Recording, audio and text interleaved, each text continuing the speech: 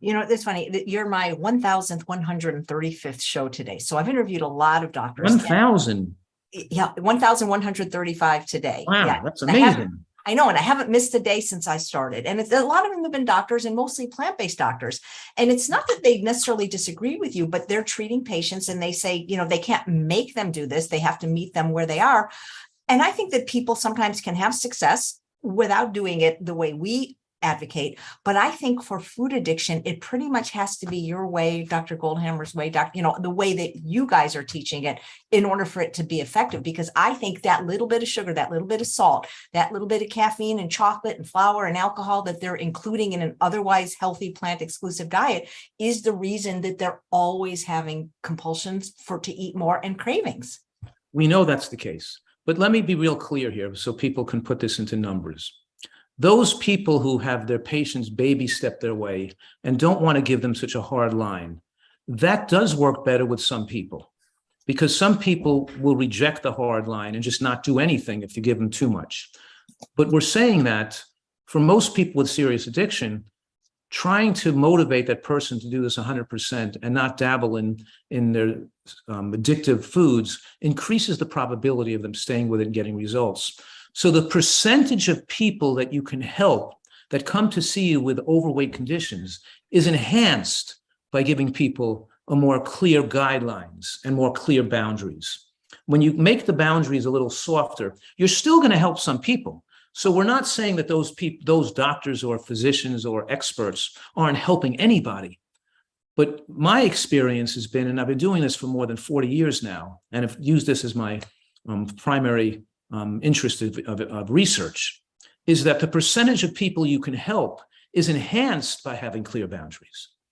And it doesn't mean so they're not helping people, but I don't want to see any people fail. So when a person invests the money, let's say, to come to my retreat, they've invested a lot of money and a lot of time in their life. So I don't want to gamble with the fact that they're going to leave and blow it and get their weight back and lose their whole. So we want to make sure they have the skills, the emotional skills, and the clear, exact clarity on what they should eat and how much they should eat, so they can do this with the go home. So what we've done is we didn't guarantee them that they're going to succeed, because there's a lot of other pressures, and every person doesn't quit smoking, and every person doesn't go on to healthy eating once they learn all the information. But we increase the probability of them being successful. And now we have a vast majority of those people being successful now with what we're doing. Whereas when we gave them information at a week conference, let's say, then when Whole Foods Market gave us like 100 sickly, overweight people and put them in a hotel with us for a week, and we trained them for a week, and we sent them out. We tracked those of them that took what they learned and lost weight and got healthy, and those that didn't. And we found that those that didn't do well we tracked the reasons, was peer pressure, mostly peer pressure, and they didn't fit socially into their social environment when they went home. And what I'm saying right now, over the years, we've radically enhanced the percentage of people that stay successful with the program because of what we're talking about now, of all these different issues put together, including the fact that unclear boundaries may reduce the probability that you're going to be able this person to stick with it. And you would think it would be the opposite. It seems more like, people would think more likely, they're going to most likely think, oh, if I do it that strict, I'm going to fall off and never be able to stay with it. So I'm going to just do it less strict and I'll stay with it long term. But in most cases, that dabbling in the unhealthy food stimulates their brain centers to want them more. And they're always stressed out, deciding what to eat and how much to eat. And they're always getting signals that are biologically driving them to those foods and wanting to eat more.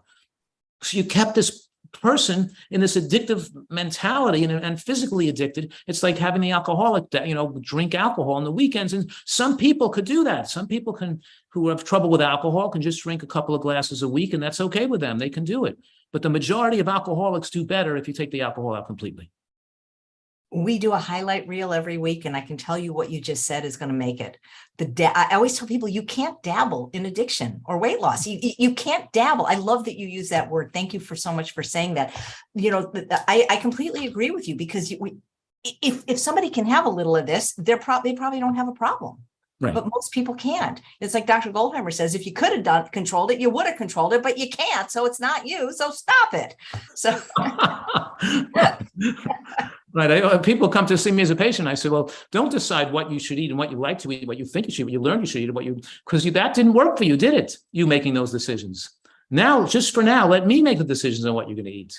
And let's see how that goes, and test me out so to see if I'm really right or wrong. And I'm saying to you, your diabetes is going to go away. Your blood pressure is going to normalize. You're going to drop 20 pounds this month. And let's just see if it works. And then we can talk about how we're going to make this diet taste so incredibly delicious that you're not going to be not going to think about any other way of eating. And of course, I wouldn't dabble in those foods myself because I don't enjoy them.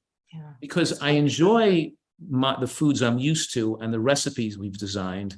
And I enjoy feeling so well that I wouldn't think of doing that. You couldn't get 10 men to tie me down to a chair and push that stuff into my mouth. I walk through the airports and smell the chocolate chip cookies and the pretzels and the pizza and just look at it as people like shooting up with drugs. It's kind of disgusting to you. Yeah. Why would And that's how we have to develop. We have to get rid of a food addiction. We have to get to a person to change the way they see everything, how they see the world, how they see the clouds, how they see nature, how they're looking at their own self-esteem, and how they see food as being, and how they really see caring for themselves. They're mindfully now behaving in a manner that's in their own best interest all the time. Because why should a person logically not behave in their own best interest? Things that benefit their own happiness. So we try to teach people in a manner to be mindful that everything they say is in their own best interest. And that means when a person accosts you and say, oh, where do you get your protein? Or if I had to eat like that, I'd rather be dead. Just shoot me right now, because I'd rather be dead than have to eat that way. Who would want to live their life eating that way? So when a person makes you feel uncomfortable, the question is, what comes out of your mouth? Are you now trying to protect your ego? Are you trying to insult them or feel better than them or superior to them? Or are you caring about them and think about how this is a unique opportunity to show them love and possibly have creative goodwill for their life? And when all that other stuff in your brain is gone, and you're not concerned with how they're looking at you and how people are looking at you, and you're totally free to have goodwill, creative goodwill for them, you really do feel better about yourself.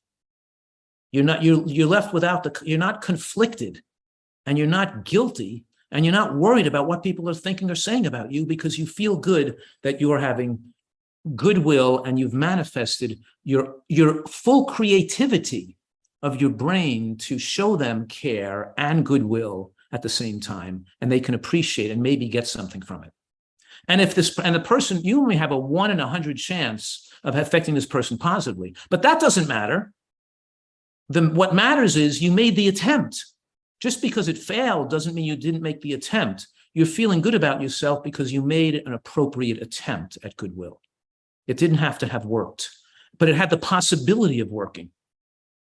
And this is the stepping stone. It's why you chew mindfully, you speak mindfully, right? And you act mindfully in your own best interest, and you realize that your own best interest also complements the best interest of other people around you, because that's your own best interest too. You're no longer putting yourself you're no longer getting agitated. You're feeling, so it helps people think about this food addiction and dabbling in addictive substances when they realize everything they do matters. It all counts, and it all helps them to be more in control of their life and not be self-destructive.